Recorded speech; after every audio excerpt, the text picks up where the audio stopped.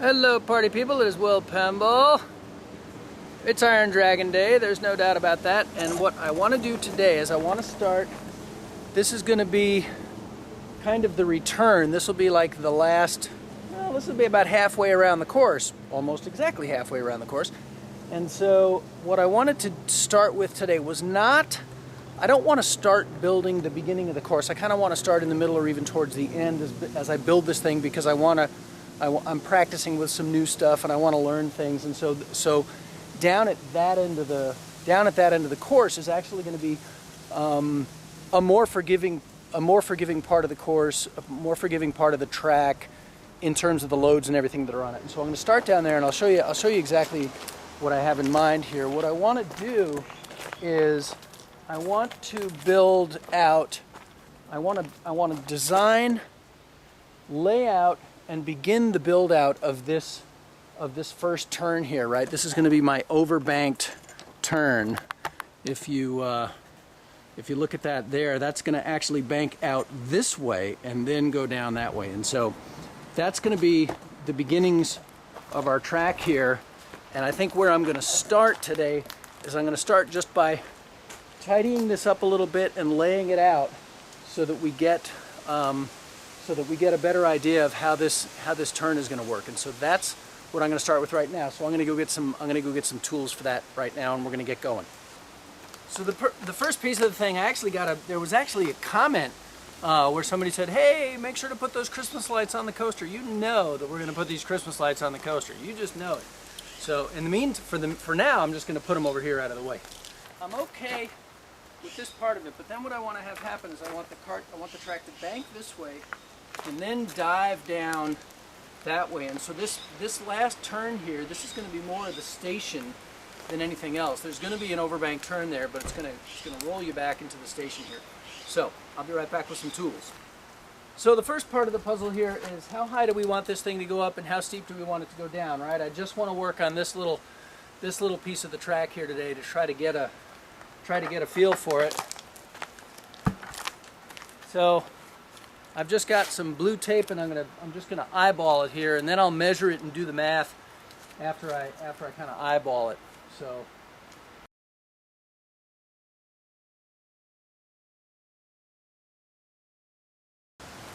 that's sort of what I'm imagining my turn will be in terms of the elevation of the track. And so I want kind of a hump there, and it'll get a little bit more humpy there, but and then down off to the side. So if let's just say this here piece of wood was the cart. Imagining the cart going up here, and then it starts to bank out this way, and it drops down into a banked turn. So maybe right here is where it starts to bank, and then it drops into this thing. As I puzzle with it and kind of imagine it a little bit, you want that reverse bank, you want that to drop really sharply into a overbank turn so that you're not falling out of the turn when you're riding the cart. So that's going to be a little bit of a challenge, but I think we're going to be okay. I'm going to take some of this apart and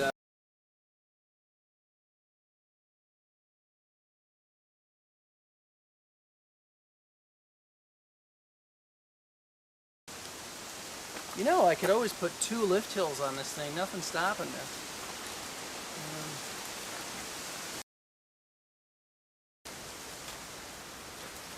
This is kind of an interesting.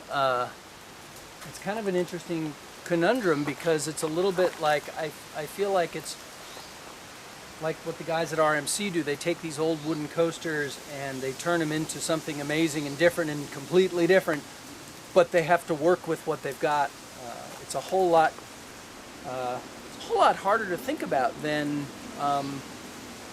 just thinking one up all from fresh and building it up from fresh, using existing structures and everything. It adds a level of complexity to it that I had not anticipated.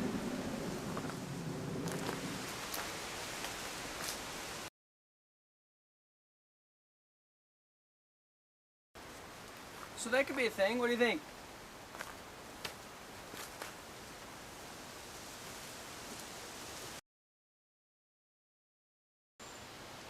would that be enough for an airtime moment?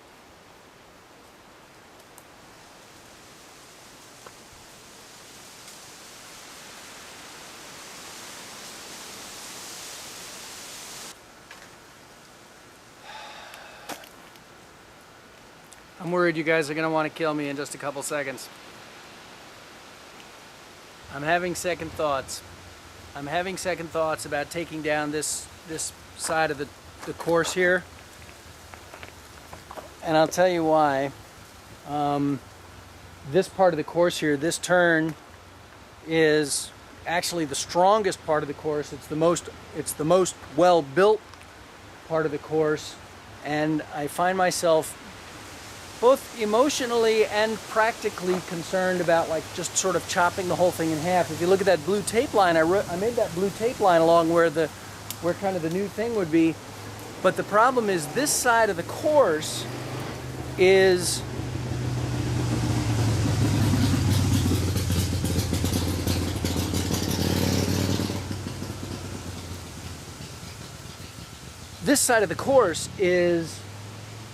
the widest area we have for a turn, right? So that's like a 14 or 15 foot radius turn right there, back at the other end of the course where I wanted to have that first turn where I've been talking about, and you can see it in the video before this one, part 12, I think you can see the simulation that I built of it.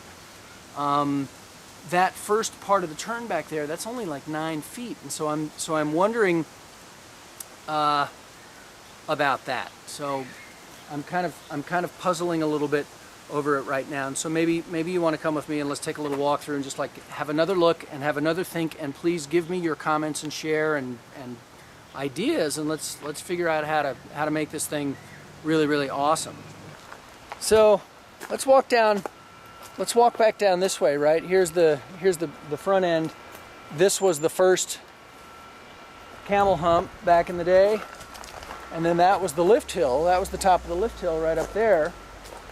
But if you look at this, like I was saying a couple seconds ago, that's only like a 9 foot radius. And so if you think about a 9 foot radius turn coming out of a 12 foot drop, or even a 9 or 10 foot drop, that turn is going to have to be crazy steep. And so we're going to get big G's, like 3, 4, 5 G's coming into this turn. And that's a problem for two reasons for me. The first problem is just from a pure engineering standpoint. Building the thing strong enough to manage a 5G turn is a thing. It takes a lot of work, and it's also in the sort of pretty garden section of the garden, and I'm not sure that Liz is going to want me to just do that much building out there. And then the other thing is, just as important perhaps, it's not going to be that comfortable. It's not going to be an awesome feeling to like pull 5Gs inside of 3 or 4 seconds. So this was originally designed as just kind of a turnaround, right? Now the other thing that we could do is you see the original part of the lift hill right there. We could extend the radius of the turn out and kind of go up that hill a little bit, right? And so we could extend it from what is it, about a 9 foot radius turn. You could go 16, 17, 18 feet perhaps, and then that would only leave the problem of the engineering and the building and the messing up the garden, and then also digging holes into the side of this hill, and this hill tends to want to fall down the hill because we live on a hillside here. So that's part of it. One possible solution to that problem would be to just sort of do the thing backwards. Maybe build up this side of the track so that the lift hill started out here. Figure out another option would be to figure out a way for the thing to crisscross, right? In our original simulation, we had a crisscross happening right after the first drop. We could find another way to make that come true and get a crisscross going. But just the more is, I know I promised you a video, and I'm going to give you this one, and you might be mad at me about it, but I want to keep the conversation going. Just the more I look at this end of the course here, and the more I look at this track, the more I think it's kind of the best the best bit of the whole thing, and I don't want to tear it up. And so maybe give me some comments and suggestions, and let me know what you think we should do with our next coaster, and then we'll move forward with that. Maybe make a new simulation, continue thinking about it.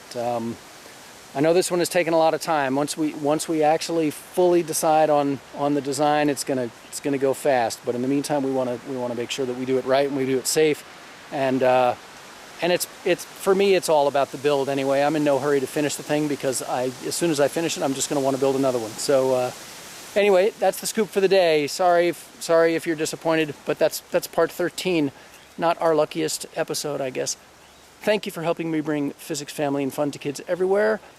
If you like this video, please like this video. Please subscribe and share and do all of those things. Help us keep it going. I will see you soon.